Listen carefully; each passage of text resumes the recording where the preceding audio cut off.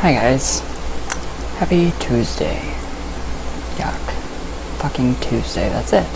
So, alright, today, I will get to the music without words. I promise. Just have to still figure that out, how I'm going to do it and get it on here, and no clue. No idea. So, today, we will start with the different spreads within the Power Tarot. And so yeah. Right, so did anybody get this book yet? Nobody? Alright, so for the people you read for, this is their opinion on reading for other people and that good stuff. So, whether the people you read for pay you or not, they all want one thing. What do you guys think that is? Answers. So the more accurate your answers are, the more satisfied the individual will be, and the better you will feel about yourself as a tarot reader. So like, getting stuck. So like when I'm done with a reading or a Ouija session or anything, and I feel good, I have that feeling that's incredible. So I know that it was a very good reading, and it was very accurate.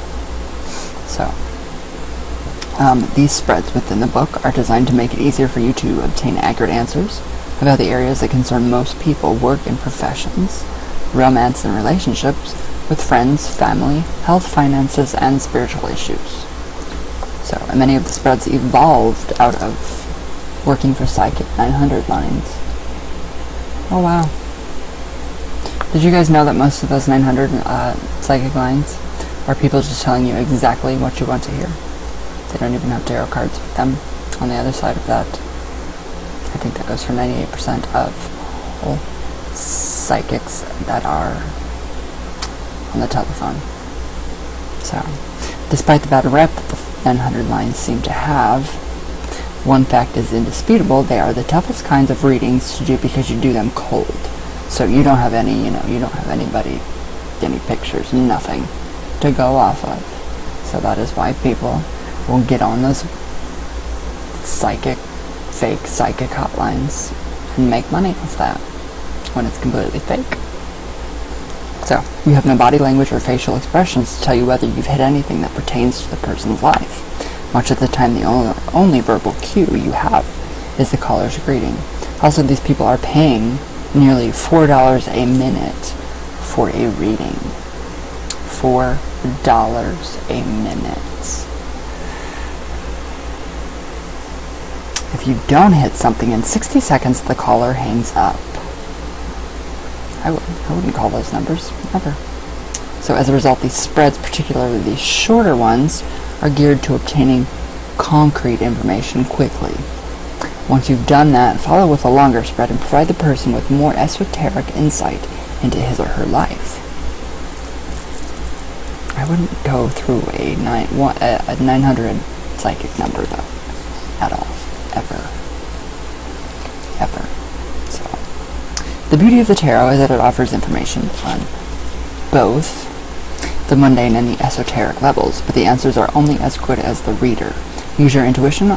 Always allow yourself to open up. Let the cards speak to you. So that would be the using your intuition, finding those keys within each card to act as a trigger in your brain to get it all out, to let it start to flow. The creativity, the passion. Once it all starts to flow, you're good to go. But still, those 900 numbers, no. Stay away from those. Seriously, stay away from those. Alright. Okay, traditional versus non-traditional spreads.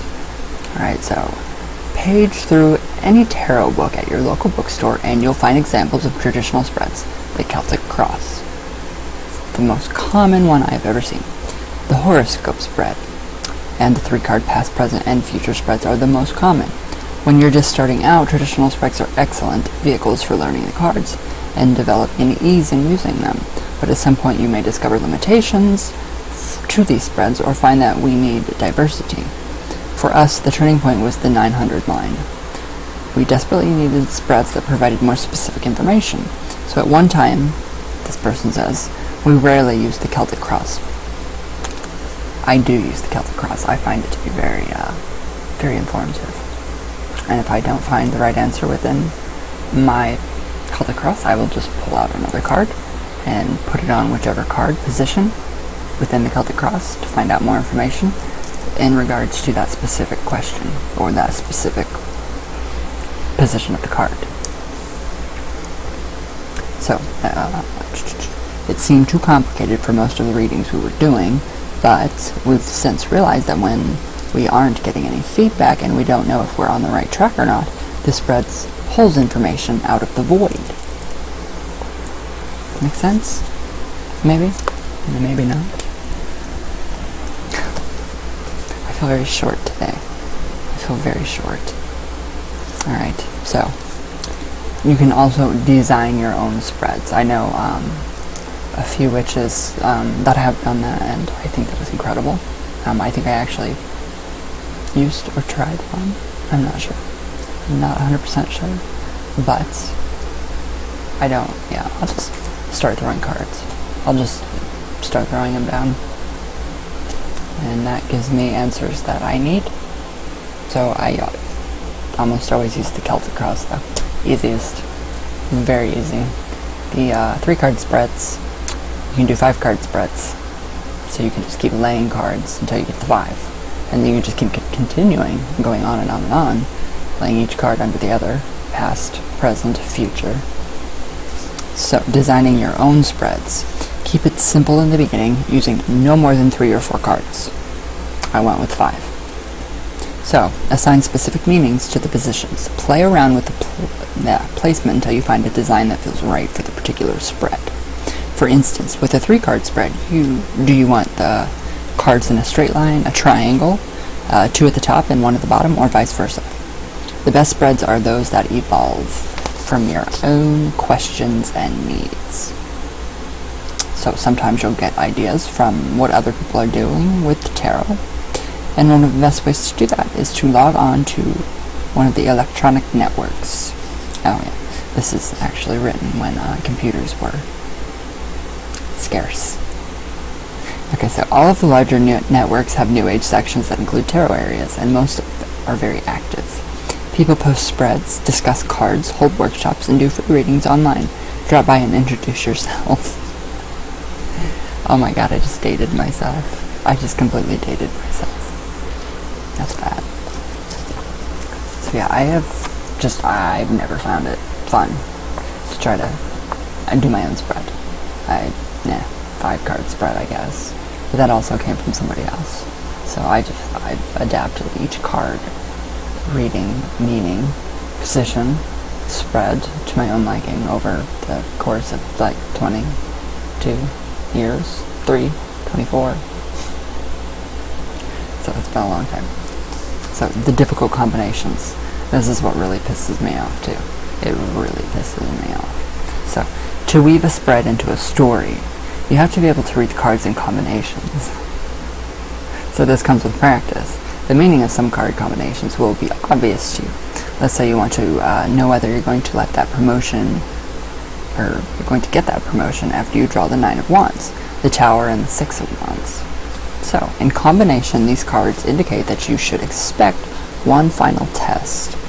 Perhaps another interview. The job may involve some facet of television or other electronic media. Something unexpected, which would be the Tower, happened before or during the interview that convinces you that you aren't going to be hired. The outcome, however, looks promising. Victory after travails. So, you draw two cards to find out what the unexpected occurrence is, and pull the 5 of Swords and the 3 of Pentacles.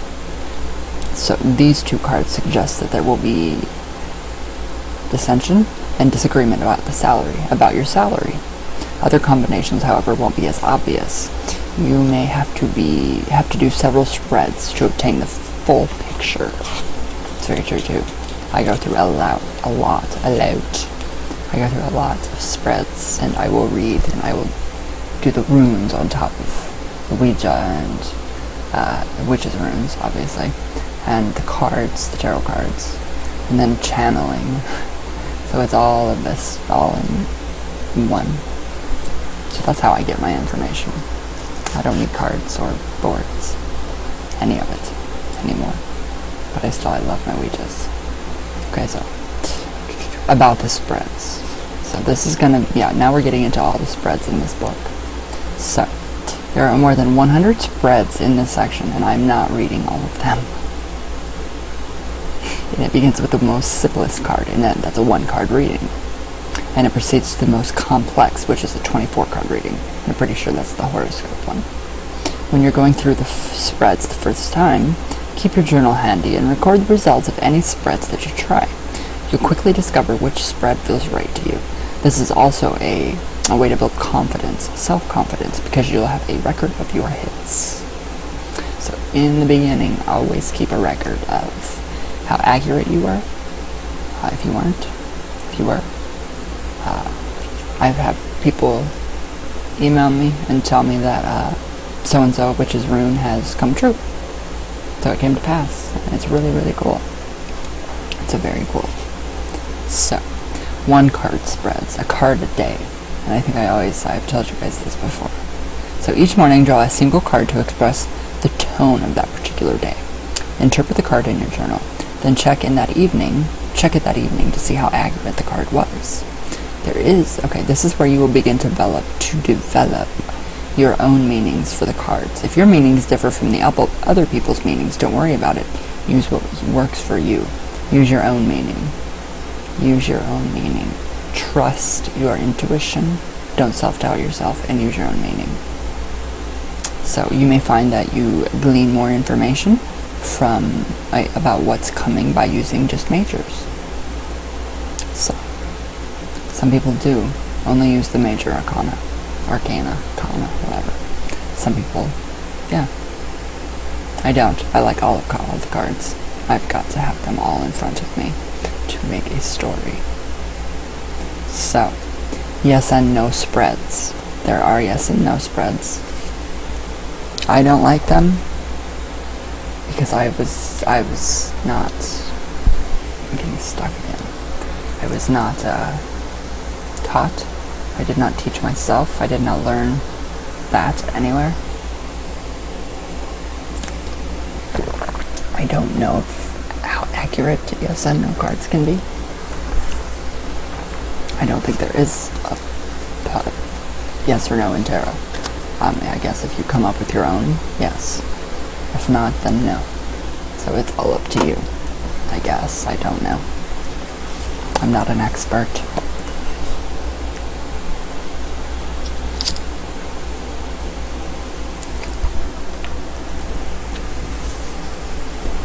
Right. So for any yes or no question, use the major arcana cards, the 9 of Cups and 4 aces. Okay. It's different. Never heard of that. Alright. The aces are for timing. All others are for yes, no, or can either go either way. If the 9 of Cups comes up, it's a resounding yes. Otherwise, use the list below as a guideline. So here are the cards that mean yes within the tarot for just the yes or no question. The Fool, the Magician, the Empress, the Emperor, the Chariot, Justice, the Star, the Sun, the World, and the 9 of Cups. Those all represent yes. Now, can go either way. The High Priestess, the Wheel of Fortune, the Lovers, the Hierophant, the Moon, and Judgment. Now the no cards would be Strength, the Tower, Temperance, the Hermit, the Hanged Man, Death, and the Devil. And I don't see the Devil card as being the devil. I see that as Dionysus, the god of pleasure. freaking windy. So those are the yes and no cards and the can go either way cards. So we have the bisexual cards, kind of. I think that's funny. So yeah, it's just really strange. Like 2 card spreads, energy spread. 1, the energy you'll be dealing with today or tomorrow or next week. 2, how you can transmute this energy so that it works for you. An everyday spread would be 2 cards as well. You have events, refers to the type of events that may transpire today. 2, feelings, how you may feel or react to today's events. You have 3 card spreads that go on. You have a lot of card spreads. 4 cards. 4 winds. Outlook spread. Strength spread. Travel spread. Window spread. It goes on. 5 cards. Luck and love spreads. Prosperity spread. Rainbow spreads. And then you get all the way up to your pets, and then the 10 card spreads. And then you get on to a lot more. Oh my god. 12 cards, 13 cards, 14 cards, 16 cards, 17 cards, 19, all the way up to 20 card spread, which is a New Year's Eve, a New Year's spread. 22 card spread. And the 23 card spread, which would be the busting loose spread. 24 card spread, which is the doubles the horoscope spread. And that's it. That's it for the spreads. I do kind of like these spreads in this book. I do kind of. Not all of them, but some of them I can adapt to my own liking, which you all can do too. I won't share this, all the spreads, but you guys get a general idea. So, I'm sure you can find these spreads somewhere online. So, alright, fitting it all together. Alright, you're reading from someone outside of your immediate circle of family and friends. The cards are on the table and you draw a complete blank. Panic flutters in your chest. Adrenaline rushes through you. Doors slam shut in your mind. What do you do? Take a deep breath and focus on the first 2 cards. Let the artwork speak to you. Let the art speak to you. Let that inspire it. The passion in you. Okay, allow your intuition to step in. Let's say the first 2 cards are the Ace of Swords and the 3 of Cups. And the woman has asked about a relationship she's involved in. What does the Ace tell you about her? Does the art on the card suggest sexuality, aggression, initiative? So these are just examples.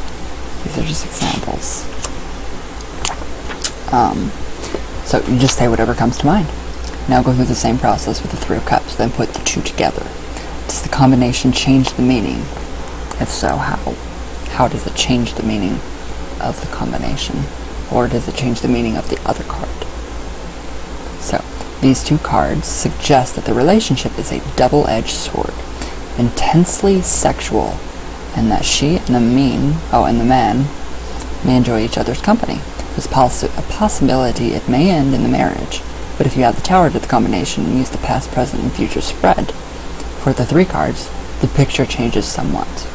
So it can change completely if you are using a different spread. So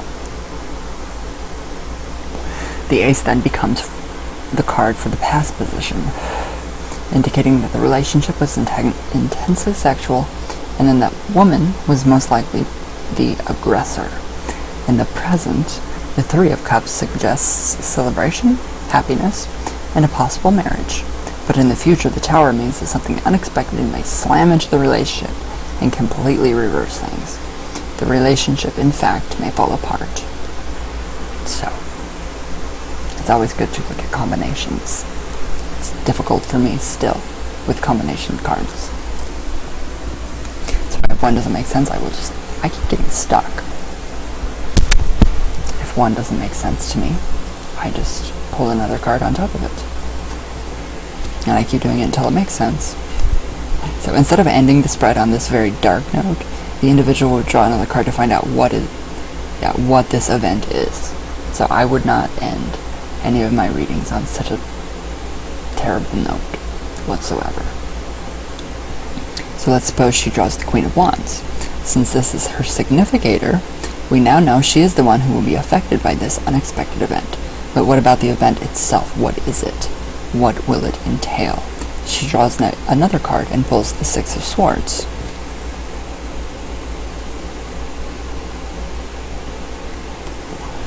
Sorry. Okay. Yeah, she pulls the Six of Swords. Now the picture becomes clearer, more clear. The possible event depicted in the tower is a move some distance from where she lives now, possibly a move overseas.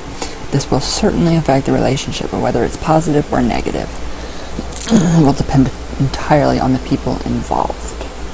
So, on their free will, that is why it's vital that you never end a reading, even for yourself, on a negative note. Ever. Don't ever do it. It can lead to very bad things. So, combinations. Okay, the easiest way to learn how to read combinations of cards is through practice, obviously. But there are several guidelines to remembering. So here are some guidelines to remember the combinations. Look for the thread of the story. There's a story in each card. I can look at one card and I can just see a story play out. It just plays out and out and out. And it's very cool. So, if a card doesn't make sense, pull another card or several for more clarification. So if the cards still don't make sense, continue to the end of the reading, then do a second spread on the same question. So more than likely you will get the correct responses that you're looking for, within the second reading. So, if there is a predominance of majors in a particular combination, interpret them first in terms of large issues.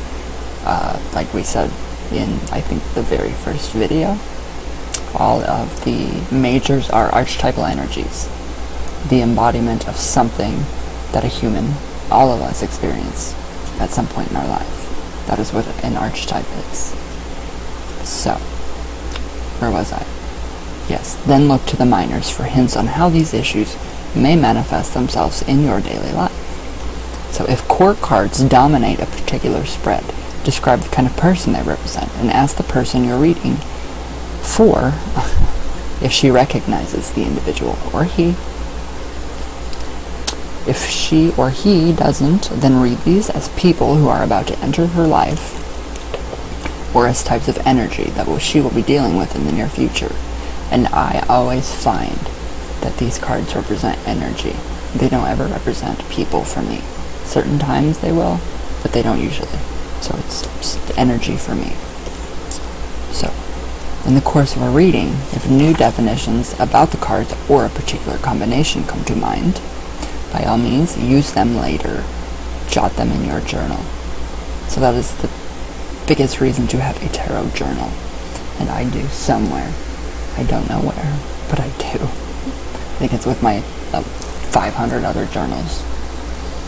So, as an example of this happened on the 900 line, we're still talking about the 900 line, with a young mail caller who wanted to know how things look generally for the next 3 months.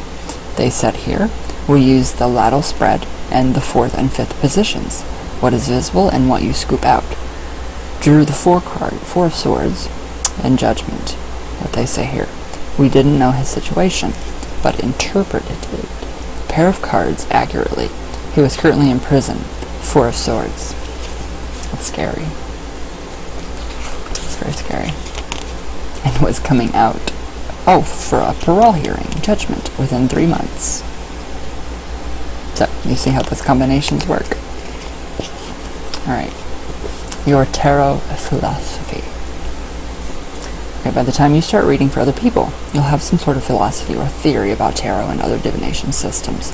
If you don't already, it will help you answer the most frequently asked questions about the tarot and other divination systems.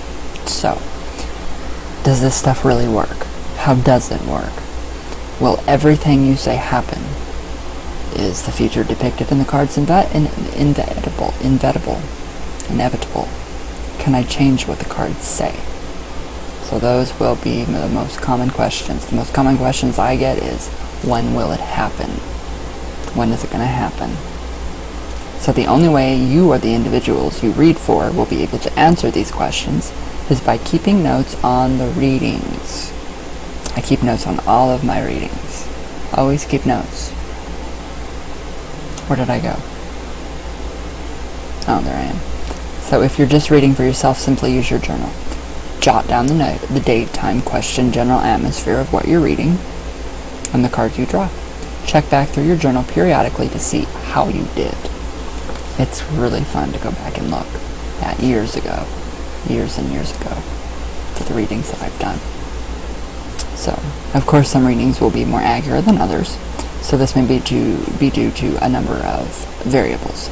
Other times, you will perceive a pattern for the accuracy that points to the certain times and conditions being more conductive than others. So keep careful notes. When reading for other people, use a tape recorder. This allows them to refer to the readings periodically in order to gauge their accuracy. This is when I was using a tape recorder. This is when I would tape record everything. I had the big, giant tape recorder like you see on The Conjuring. Was it The Conjuring? They used the old-time tape recorder? I do not know. I can use voice memo. That's it. Everything else, nope. So, I love those things. I do. I love them. It's all coming back to all of the older stuff. So, point of power. Each of us has a concept of what power is. We may not be able to define it specifically, but we know when we don't have it.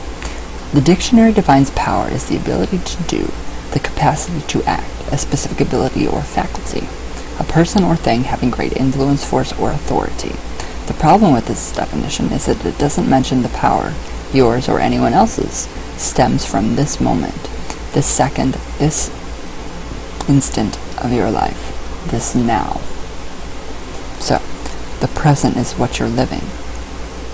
The present is your launch pad. Alright, so, free will. This is, and then I have another note on love magic after this. And actually, the Aphrodite candle is burning very well still. Very well. I'm very pleased with that. I'm very pleased. So, free will. When a psychic tunes into other readers, when a psychic tunes in, or a reader lays out cards, he or she, sees the future only in terms of possibilities. That's because of free will. Because of where you are in your life at the time of the reading, some possibilities are stronger than others, and these are the most likely to manifest. So that would be like major cards, the major arcana, not the minor. So but the possibility that ultimately manifests depends entirely on you. So if you're taking the same course of action in the reading to a positive outcome, that's most likely what is going to happen. So, where did I go? I lost my spot. So, there we are. We all possess free will to shape and sculpt our destinies in whatever way we choose. If you don't like a reading, take positive, determined steps to change it. So there are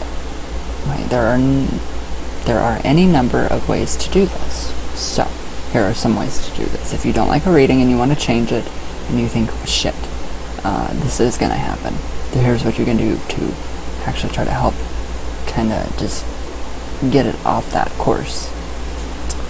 Visualize what you want through whatever method works best for you, and infuse the visualization with as much fervor and imagination as you can muster. So you are literally giving that visualization energy in the astral to manifest into the physical. So you have got to get that. You've got to get that in the astral. You have got to get that visualization going See it going. Movement, movement, lots of movement. And see it. And give it as much love and not compassion, but passion as you want. And that is the basis of manifestation. Alright. So here's another tip. Pick out the cards that represent the kind of reading you would like. Have them blown up into posters and hang them in your work area. They will serve as a visual illustration of what you hope to achieve.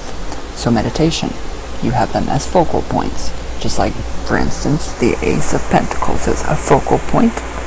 I didn't blow it up, obviously, but it is a focal point of power within networking. So, where'd I go? Here I am. Alright, take whatever steps are necessary to realign your life so that it's more in keeping with what you hope to achieve. If you're an elementary school teacher, for example, then it's more realistic to imagine yourself with your own business than as the CEO of IBM. I remember IBM computers. Alright, so here's another tip. Identify the core beliefs that are holding you back and work to change them. Shadow work. Inside. Alright.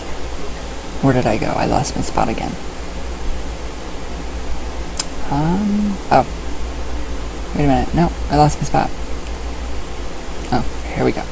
Begin by making small gestures to show that you believe in your ability to achieve what you most desire.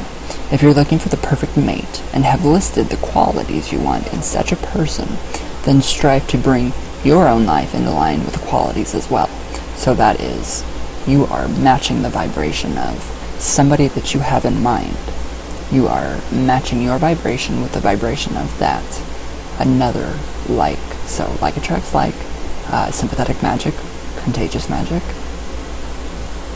So we are getting more esoteric within the tarot. Look at the storm. Damn it. I'm tired of storms. So yeah, bring those qualities out in yourself. Kill them with kindness. Those things are perfect. Even The Secret. And do you guys know that book? I was completely obsessed with that book. It worked. It did work at first. And then it just kind of stopped. Because there is more to it than just thinking it. You have got to put action into it. You have got to, I did a spell years ago, actually for everything that's going on right now in my life. And I have literally worked my ass off to get where I am right here today. And especially with the Ouija. So it's taken me a long time. But then again, I can go back and I can say, hey, I was 12 or 11 or 12 or 13. And the psychic woman, she came up to me and she told me what I'd be doing by the time I was in my 30s. I took the right steps. I stayed on the right path. My right path for me. And I ended up here. Joyful. Bursts of happiness. I don't think anybody's ever happy all the time. If they are, they have a very, very good supply of medicine in their medicine cabinet. Which I think every family should have. No, I'm just kidding. Alright, so. Okay. Perfect the art of manifestation by starting with small goals. So even if it is trying to manifest a freaking cup of coffee, do it. Try it. See that cup of coffee in your mind. Feel it. Feel the cup of coffee in your hand. Feel it. Drink it. See it. Even if it's just a cup of coffee. That's so easy. That is manifestation, literally. Think of love. Think of something that makes you so happy and you just feel so good inside. Just think it. And those are those goddamn tractors. All night. 4:15 a.m. They start plowing these fields. I'm so tired. What was I saying? I forget what I was saying now. So Damn it. So yes, perfect the art of manifestation by starting with small goals. Oh, the coffee. Just think it. Think it. Small things. I don't know. Cup of coffee. What else? What I've done, feathers. I have done specific feathers, and I have found those. So they just kind of happen to manifest into my life, which is amazing. So, alright, so these people say here, we have a friend who never fails to create a parking space in even the most crowded parking lots. Once you're able to do this on a regular basis, your confidence is bolstered, and you can move onto larger goals, a raise, a new job, the ideal mate. So, embody the things that you want. So if you want to see in your life kindness, compassion, and empowerment, get that in yourself. Radiate that. Radiate it. So, okay, personal empowerment begins now, this second. But if you're unsure of where or how to begin, work with the 5-card belief spread and the direction spread. One of the best examples of the power of visualization and manifestation happened to Rob, a windsurfer. He had gone windsurfing one afternoon on a lake near where he lived, and he had lost his wallet. He wasn't sure if he'd lost it on the way to the lake or while he was windsurfing, but the location was less important than the loss itself. He didn't do any of these things. He didn't do any of the things that people usually do when they lose their wallets. He didn't call any credit card companies, and he didn't apply for a new license. Instead, he waited for certain that he was going to find it. For several days, he visualized the wallet in his possession and infused that image with vivid details, how it felt in his hands, the cool texture of the leather, the contents. Nothing happened, but he remained firm in his conviction. That is how you manifest. That is how you manifest stuff. Okay, so that same week, a lawn care man dropped by Rob's house, soliciting business. Rob already had someone to mow the lawn. He had the man chatted. Then the man left. 2 days later, this same man was fishing at the lake near Rob's house and hooked a wallet. He recognized Rob's photo on his driver's license and returned it to him. I don't think anybody would do that these days. Not here anyway. I mean, I would, but, I don't think anybody is like that anymore. Very rare to come by those kind of people. So, the odds against this are probably astronomical, particularly when you consider that the guy who hooked the wallet had been by his house only a few days before. But it illustrates how belief, intent, a focused will, and imagination are most important elements in creating the kind of reality you want. Cards, psychics, runes, the I Ching, whatever vehicle you use, will reflect that reality as it exists, as it changes, as it solidifies. I'll read that to you guys one more time. One more time. So, okay. Cards, psychics, runes, the I Ching, whatever vehicle. Whatever vehicle, which means our vehicle is the Ouija. It's channeling, mediumship, all of that. So, any vehicle you use will reflect that reality as it exists, as it changes, as it solidifies. So it's in your beliefs. It's what you want from that. So if you're going into the tarot with fear, you're going to get fear. You're going to get all these crazy, really bad readings. If you're going into the Ouija with fear, thinking it's evil, and you're going to get possessed. There you go. Your wish is granted. Alright. Okay. Beliefs. This is the good one. Alright. Here are a few quotes. The tarot is the devil's work. I've never heard that. I've never heard the tarot cards are evil. I've never heard that, ever. I've only heard the Ouija. That is the only thing I've ever heard was evil, is the Ouija board. Not the tarot cards, the Ouija. And in fact, you can use the cards just like a Ouija board. Did you guys know that? I think it's very fun too. It's very fun. I think you guys can do it too.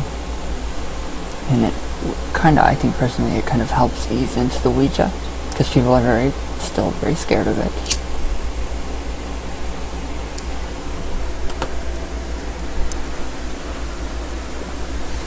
Friday though. Thank you, Mike. Mike Flanagan. Everybody, seriously. All of you.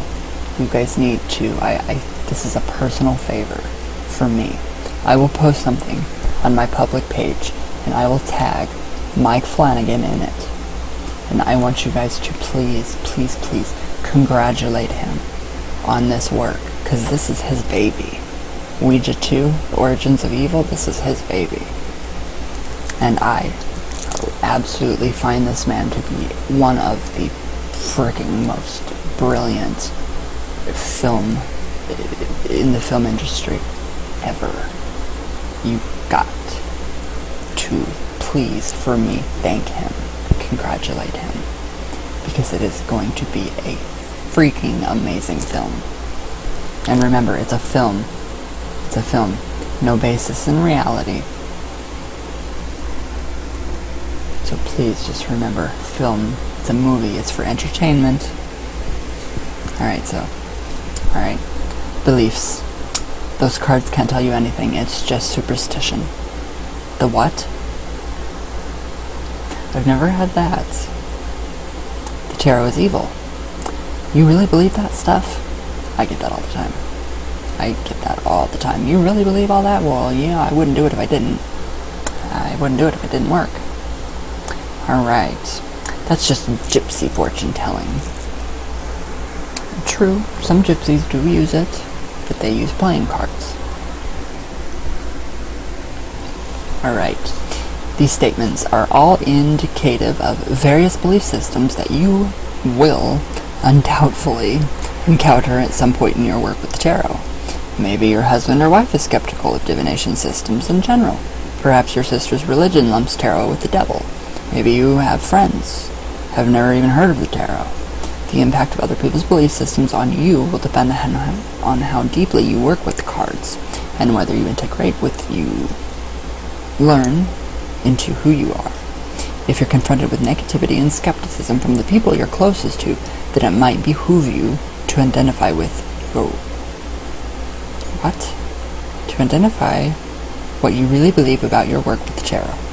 So, if there perhaps some part of you that clings to religious tenet handed down somewhere in your childhood that says divination is wrong or sinful?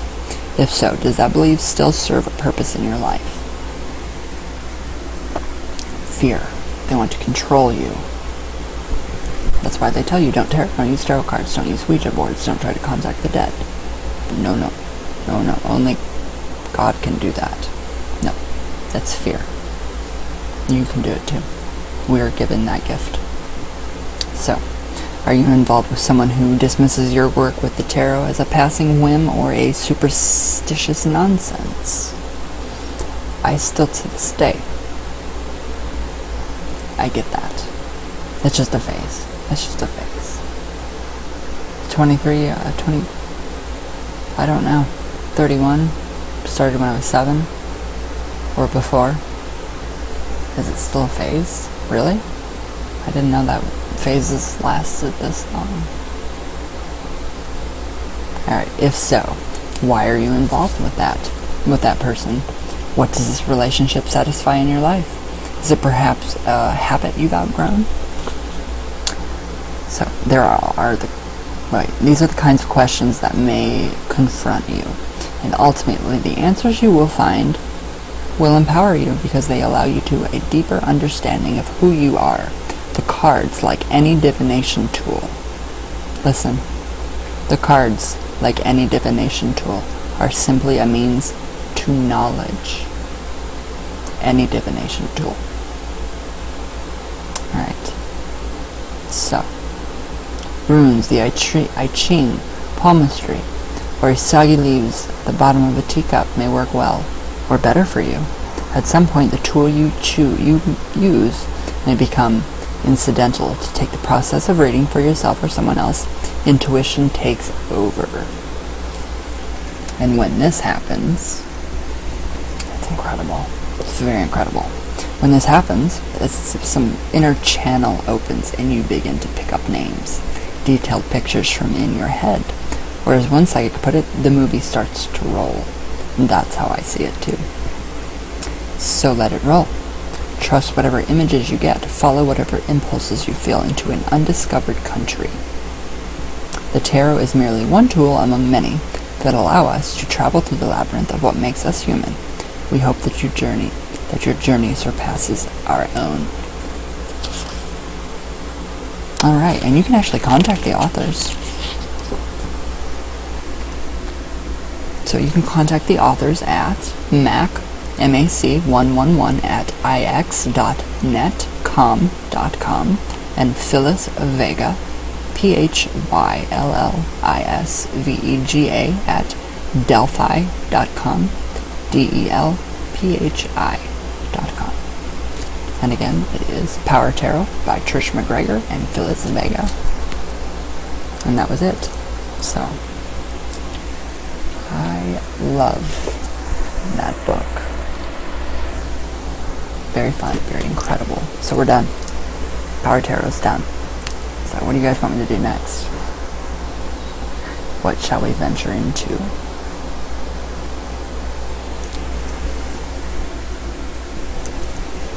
I still think it's very cool. There's the synchronicities within all of these cards, and then within my own life, and then within the second book that is coming out as a book of fashion and art within, and it's gonna, the short stories, I've got to keep them, but yeah, I've got to change the name. I've got to change the name of the story, because it's just not, it's not fitting with how everything is coming out. The inspiration was incredibly strange. Incredibly strange. Aphrodite, she just is very dominant and very, very strong. Very strong woman. So it's a very amazing process. A very amazing process.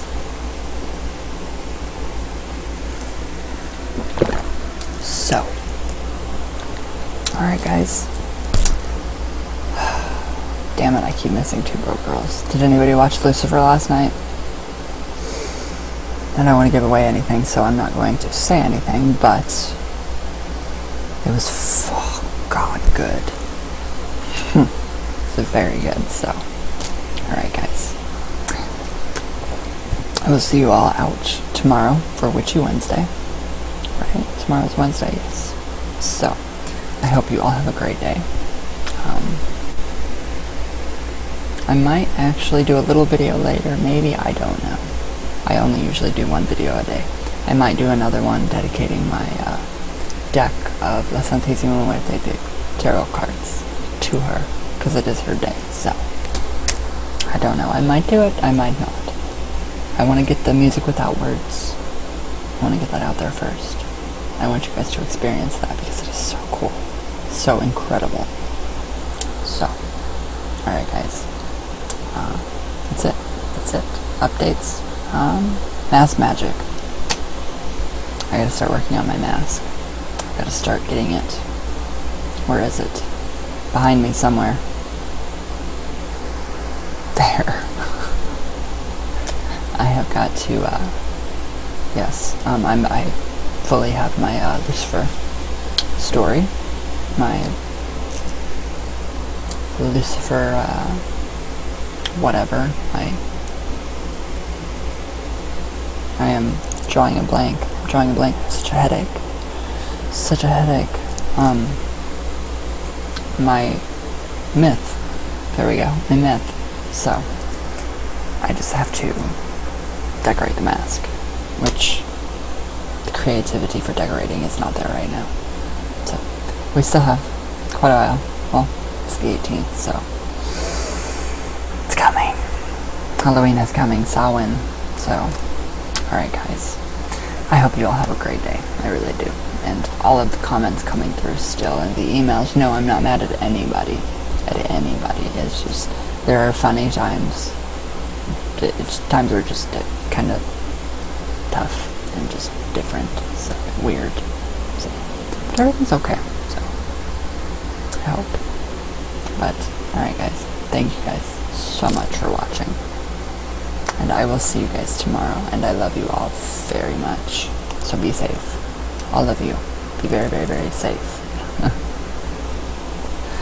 Alright, I feel like that father that tries too hard. Oh my god. With that being said, goodbye. I love you all very much, and goodbye.